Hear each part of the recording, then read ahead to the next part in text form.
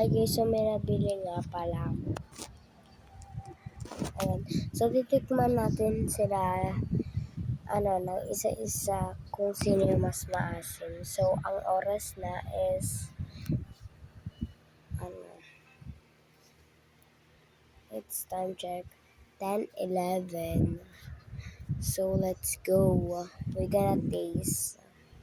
Etong tatlo yung titikman ko. So, tignan natin kung sino yung mas maasim. So, ang uunahin ko ay etong green. So, bubuksan ko lang. Nagpapatalo siya. Ayaw niya magpabukas.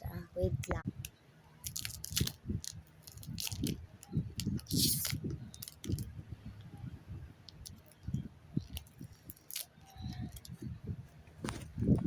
So, eto na. So, tikman na natin.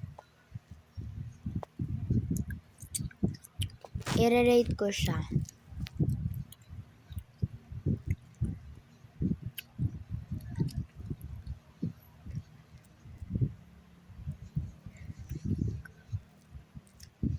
So, i-rate ko siya ng 6/10 kasi hindi siya masyadong maasim.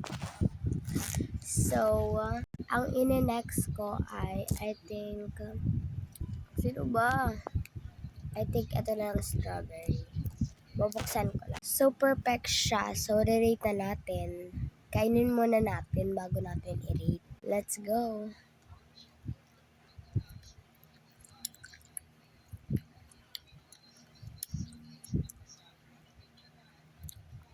So, i-rate ko nga pala sila ng 6/10 kasi, magkaparehas lang. Hindi siya maasim. So, wait lang. Alam niyo ba kung saan ko tinatapon yung mga basura ko? Kapag nag-vlog talaga ako tapos may mga pagkain tayo, ipapakita ko kung saan ko tinatapon. So, ganyan ko nga pala natapakan ko ng ganyan. So, itatry naman natin tong yellow. Bubuksan ko lang. So, ganyan na siya. So, tikman na natin.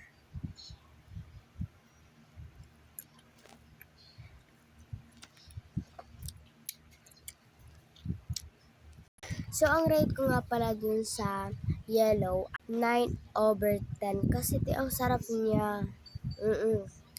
Suffer. So, bye! So, huwag niyo kalimutan mag-like and mag-subscribe.